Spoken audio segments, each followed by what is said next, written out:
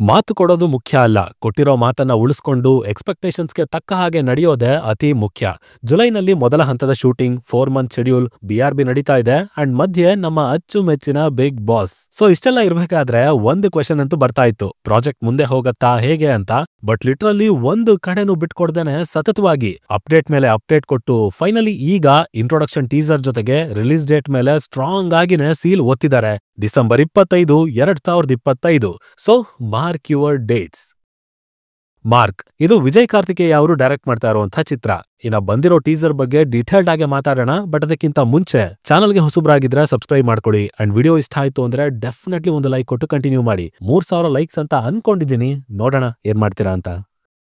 First of all ನನಗಿಲ್ಲಿ ಇಷ್ಟ ಆಗಿದ್ದೇನೆಂದ್ರೆ ಇದರ presentation. Typical Tamil action ಸಿನಿಮಾನ ನೋಡ್ದಾಗಾಯ್ತು. ಇನ್ಫ್ಯಾಕ್ಟ್ ಕೆಲವೊಂದು ಕಡೆ ಅಂತೂ ಅರೆ ಇದೇನ್ ಲೋಕಿ ಅವರ ಫ್ರೇಮ್ಗಳ ಈ ರೀತಿಯೆಲ್ಲ ಇದೆಯಲ್ಲ ಅನ್ನೋ ಮಟ್ಟಿಗೆ ಭಾಸ ಆಯ್ತು. ಬಿಕಾಸ್ ವಿಜುವಲಿ ಸಿನಿಮಾಗಳು ಈ ರೀತಿ ಇದ್ದಾಗ, ಅದರಲ್ಲೂ ಮಾಸ್ ಕಮರ್ಷಿಯಲ್ ಒಳ್ಳೆ ಥ್ರಿಲ್ಲರ್ ಎಲಿಮೆಂಟ್ಗಳು ಇರೋಂತ ಕಥೆ ಅಂದಾಗ ಇಂಟೆನ್ಸಿಟಿ ಅನ್ನೋದು ಸಿಕ್ಕಾಪಟ್ಟೆ ಇಂಪಾರ್ಟೆಂಟ್ ಆಗತ್ತೆ. ಅಟೆನ್ಷನ್ ವೈಸ್ ಬಂದಿರೋ ಪ್ರೇಕ್ಷಕರನ್ನ ಹೇಗೆ ಹಿಡ್ಕೊಳ್ತೀರಾ, ನಿಮ್ಮ ನರೇಟಿವ್ ನ ಯಾವ ತರ ಬಿಲ್ಡ್ ಮಾಡ್ತೀರಾ ಅನ್ನೋದ್ರ ಜೊತೆಗೆ ಮೈನ್ ಕ್ಯಾರೆಕ್ಟರ್ಗಿರೋ ತೂಕ ಅದನ್ನ ಕೂಡ ಜೊತೆಗೇನೆ ಎಲಿವೇಟ್ ಮಾಡ್ಬೇಕು. ಸೊ ನರೇಷನ್ ಚೆನ್ನಾಗಿದ್ದು ಪ್ರಾಪರ್ ಆಗಿ ಬಿಲ್ಡ್ ಆದ್ರೆ ಈ ವಿಜುವಲ್ಸ್ ಕಟ್ಕೊಡೋ ಅಟ್ಮಾಸ್ಫಿಯರ್ ಟೋಟಲಿ ಸಖತ್ ಒಳ್ಳೆ ಎಕ್ಸ್ಪೀರಿಯನ್ಸ್ ಸಿಗೋದಂತೂ ಪಕ್ಕ.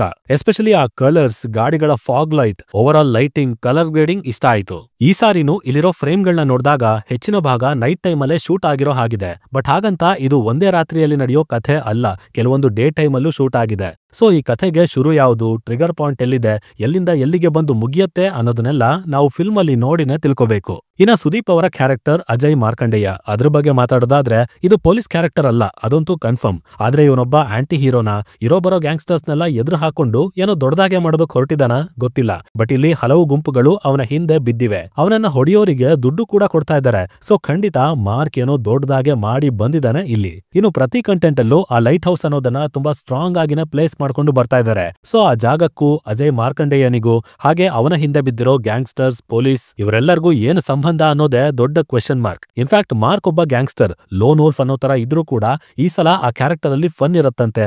ಆಲ್ಮೋಸ್ಟ್ ಮುತ್ತತಿ ಸತ್ಯರಾಜು ಆಗಿರೋ ಪಾತ್ರ ಅಂತೆ. ಸೊ ನೋಡೋಣ ಫನ್ ಜಾಸ್ತಿ ಇರತ್ತಾ, ಗರ್ಜನೆ ಅದಕ್ಕಿಂತಲೂ ಭೀಕರವಾಗಿರುತ್ತಾ ಅಂತ. ಇನ್ನು ಬ್ಯಾಕ್ ಗ್ರೌಂಡ್ ಸ್ಕೋರ್ ಚೆನ್ನಾಗಿದೆ, ಲಿಟ್ರಲಿ ಇಷ್ಟ ಆಯ್ತು. ನೆನಪಲ್ಲಿ ಉಳಿದೇ ಇರ್ಬೋದು, ಆದ್ರೆ ಆ sound designing, elementary detailing theatrically ತುಂಬಾ ಚೆನ್ನಾಗಿ ವರ್ಕ್ ಆಗತ್ತೆ, ಅದಂತೂ ನಿಜ.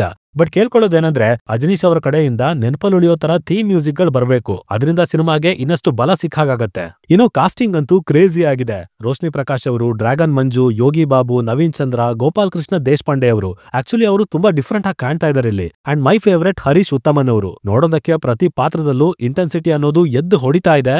ಸೊ ಅದು ಬಿಗ್ ಸ್ಕ್ರೀನ್ ಮೇಲೂ ಅಷ್ಟೇ ಚೆನ್ನಾಗಿ ರಿಫ್ಲೆಕ್ಟ್ ಆಗಿ ಬಂದ್ಬಿಡ್ಲಿ. ಅಪ್ಡೇಟ್ ವಿಚಾರಕ್ಕೆ ಬಂದ್ರೆ ಸಿನಿಮಾದ ಶೂಟಿಂಗ್ ಕಂಪ್ಲೀಟ್ ಆಗಿದೆ. ಇದರ ಫೈನಲ್ ಶೆಡ್ಯೂಲ್ ಬೆಂಗಳೂರಿನಲ್ಲಿ ನಡೀತು. ಒಂದಷ್ಟು ಆಕ್ಷನ್ ಸೀಕ್ವೆನ್ಸಸ್ ಗಳನ್ನ ಸ್ಟಂಟ್ ಮಾಸ್ಟರ್ ಸಿಲ್ವಾ ಅವರು ಕೊರಿಯೋಗ್ರಾಫ್ ಮಾಡಿದ್ದಾರೆ. ಅಂಡ್ ಇನ್ನ ಇದೇ ತಿಂಗಳಲ್ಲಿ ಮತ್ತೊಂದು ಸಾಂಗ್ ಕೂಡ ರಿಲೀಸ್ ಆಗ್ತಾ ಇದೆ. ಹಾಗೆ ಡಿಸೆಂಬರ್ ನಲ್ಲಿ ಫೈನಲ್ ಟ್ರೈಲರ್ ನ ರಿಲೀಸ್ ಮಾಡಿ ನಂತರ ಡೈರೆಕ್ಟ್ ಸಿನಿಮಾನ ರಿಲೀಸ್ ಮಾಡೋ ಪ್ಲಾನ್ ಹಾಕೊಂಡಿದ್ದಾರೆ. ಸೊ ನೋಡೋಣ ಮಧ್ಯೆ ಏನೇನಾಗತ್ತೆ ಅಂತ. ಇದಿಷ್ಟು ನನಗೆ ಈ ಟೀಸರ್ನ ನೋಡಿ ಹೇಳ್ಬೇಕು ಅನ್ನಿಸ್ತಂತ ವಿಚಾರಗಳು. ಇನ್ನ ಇದ್ರ ಬಗ್ಗೆ ನಿಮ್ದೇನಾದ್ರೂ ಒಪಿನಿಯನ್ಗಳಿದ್ರೆ ಖಂಡಿತ ಅದನ್ನ ಕೆಳಗಡೆ ಕಮೆಂಟ್ ಮಾಡಿ ತಿಳಿಸ್ಬಿಡಿ. ಡಿಸ್ಕಷನ್ ಮಜವಾಗಿರುತ್ತೆ. ಸೈನಿಂಗ್ ಆಫ್, ಲಿಖಿತ್.